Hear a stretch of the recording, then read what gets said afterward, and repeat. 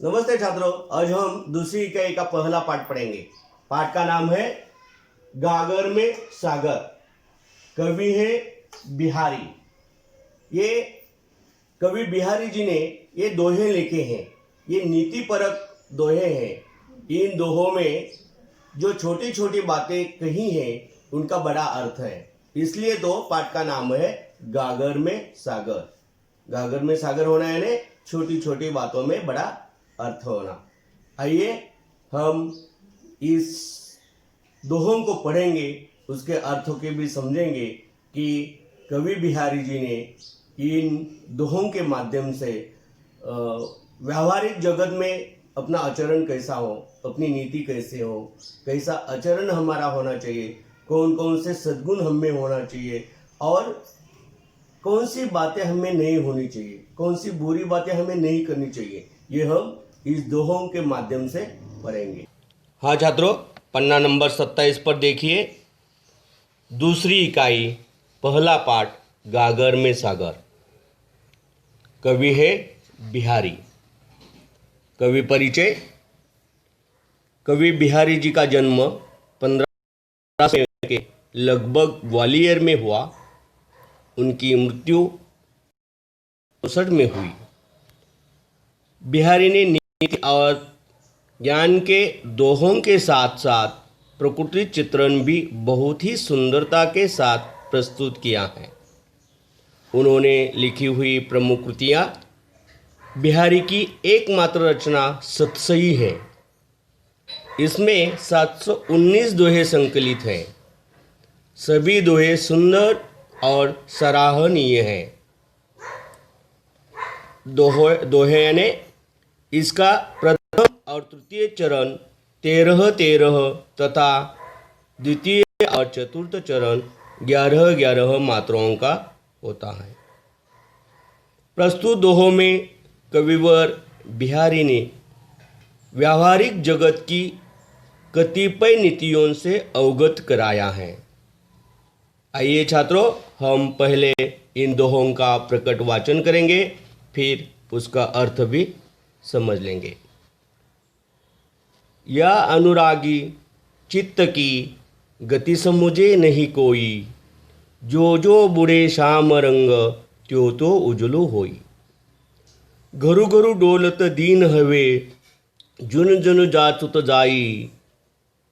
दिए लोभ चश्मा चखनु, लखु पुनि बड़ो लखाई। कनक कनक तय सौ गुणी, मादकता अधिकाई। वही खाए बौराई जगू, यही पाए बौराई। गुनी गुनी सबके कहें, निगुनी गुनी न हो तू। सुनो कहूँ तरु अर्क तय, अर्क समान उदो तू। नरकी अरु नल नीर की, गति एके करी जोई। जे तो नीचो हवे चले, ते तो ऊंचो होई।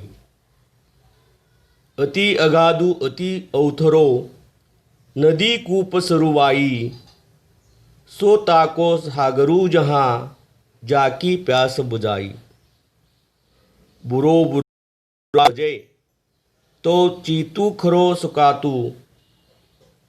जो निकलंक मयंकू लखी, गने लोग उत्पातू। समय समय सुंदर सबय, रूप कुरूप न कोई। मन की रुचि जेती जिते, तीत तेती रुचि होई। हाँ छात्रों, एक एक दोहे का अर्थ हम अब समझ लेते हैं। पहला दोहा, या अनुरागी चित्त की गति समुझे नहीं कोई, जो जो बुरे श्याम रंग त्यो तो उजलो होई। कवि बिहारी जी कहते हैं कि जो व्यक्ति कृष्ण से बहुत अधिक प्रेम करता है, उसकी प्रार्थना करता है, उसकी गति को कोई नहीं समझ सकता। वो जैसे जैसे कृष्ण प्रेम में डूबता है, वैसे वैसे उसका हृदय निखर कर निर्मल होता जाता है। सारी बुराइयां अच्छाइयों में बदल जाती हैं। जबकि कृष्ण के काले रंग में डूबने पर हृदय काला होना चाहिए, लेकिन ऐसा नहीं होता कि बुराइयों से आदमी अच्छाइयों में बदल जाता है।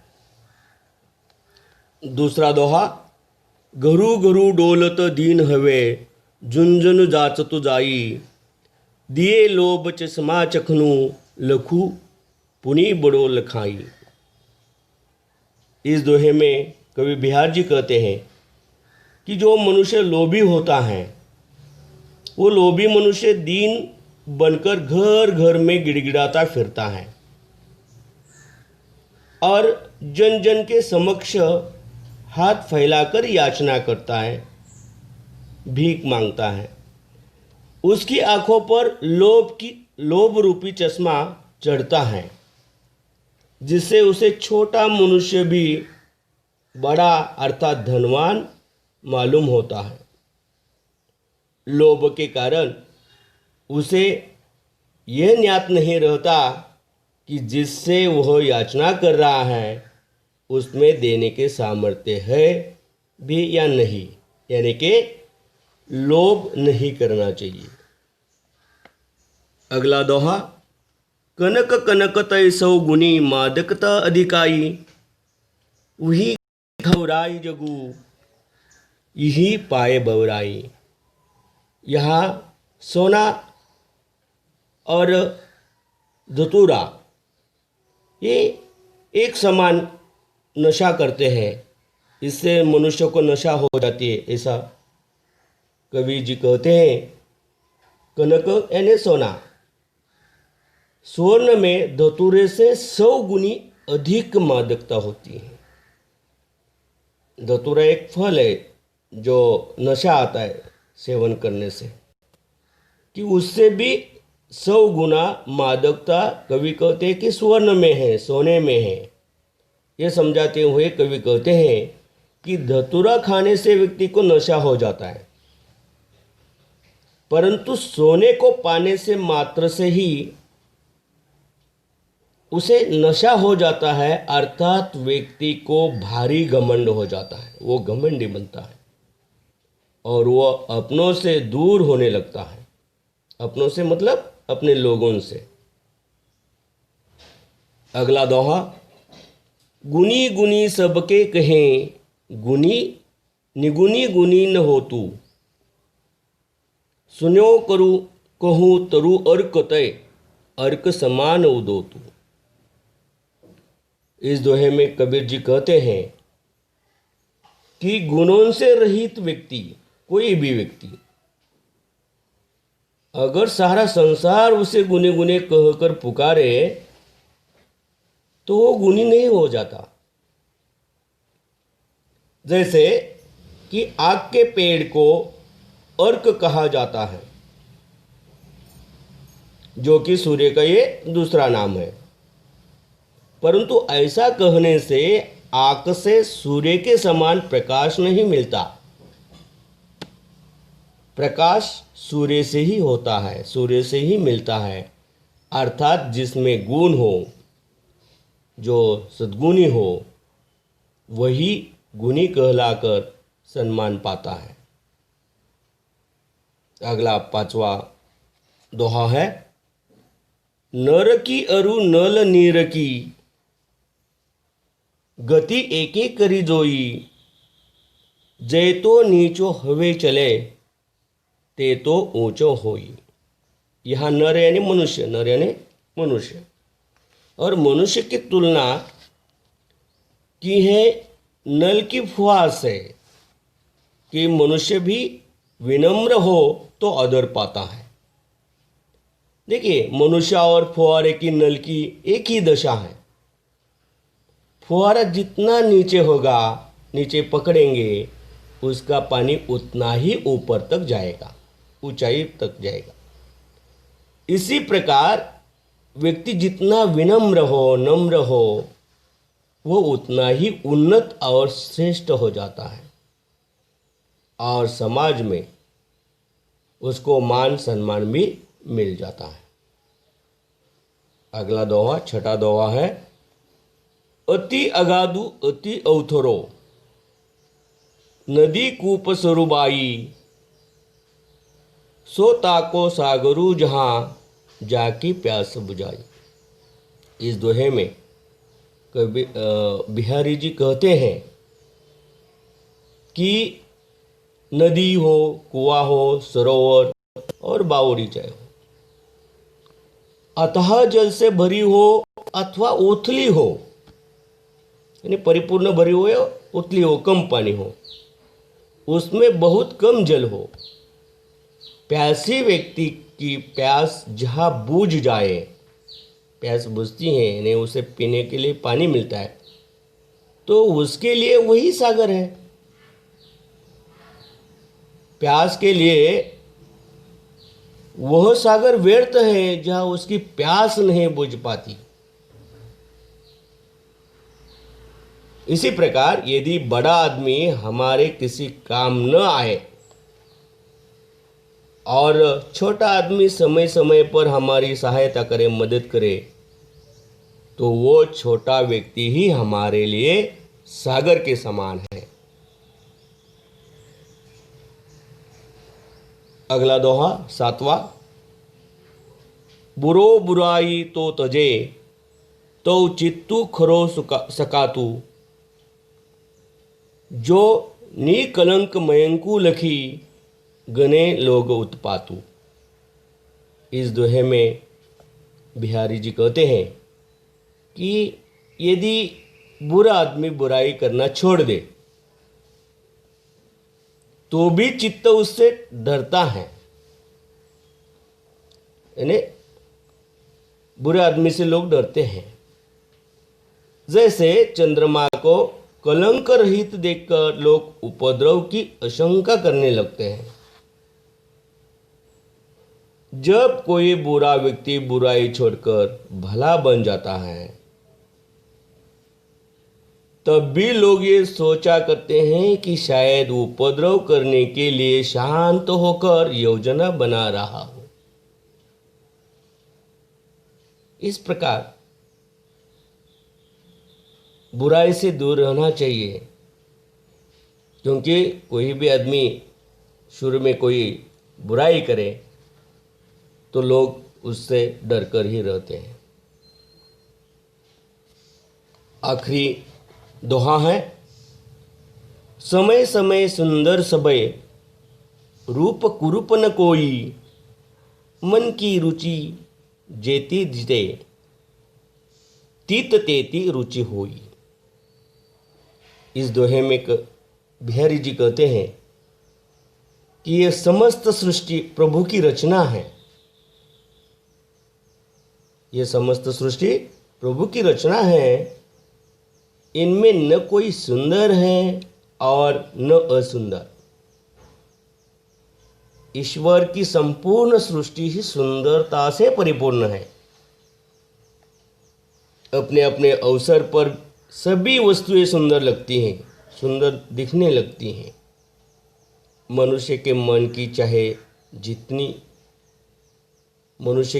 चाह जितनी होती है, उस समय उस वस्तु में उतनी ही सुंदरता दिखाई पड़ती है।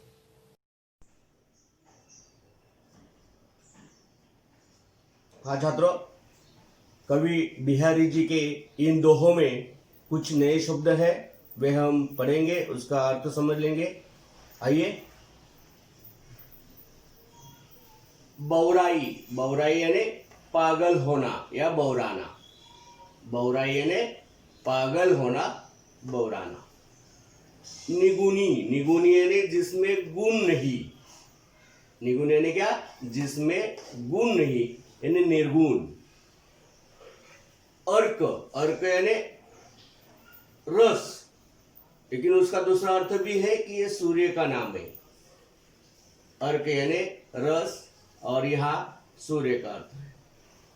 उदोतु, उदोतु यानी प्रकाशित, प्रकाशमान। उदोतु यानी प्रकाशित, प्रकाशमान। अगाधु, अगाधु यानी आगाध, अगाधु यानी आगाध। कूप, कूप यानी कुआं, जिसमें पानी भरा होता है।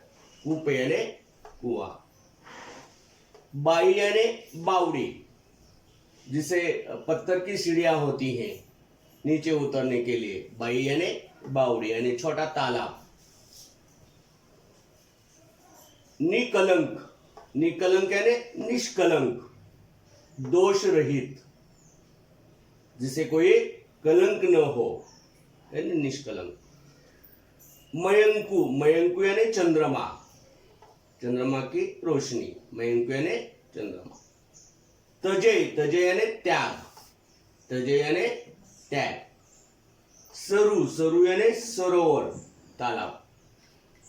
हाँ छात्रों, कुछ स्वाध्याय भी है, थोड़ा सा ध्यान दीजिए। शब्दों को शुद्ध यानी मानक रूप में लिखिए।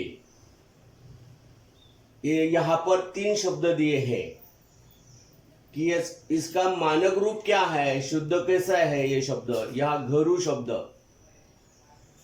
ये मानक वर्तनी में इसे घर शब्द होगा, ऐसे इन शब्दों का शुद्ध रूप लिखिए यानी मानक वर्तनी में लिखिए।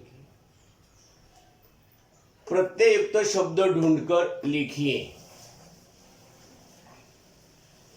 बिहारी जी के इस दोहों में कुछ प्रत्ययुक्त शब्द आए हैं, वे ढूंढकर यहां लिखना है। 4 शब्द लिखने हैं आपको।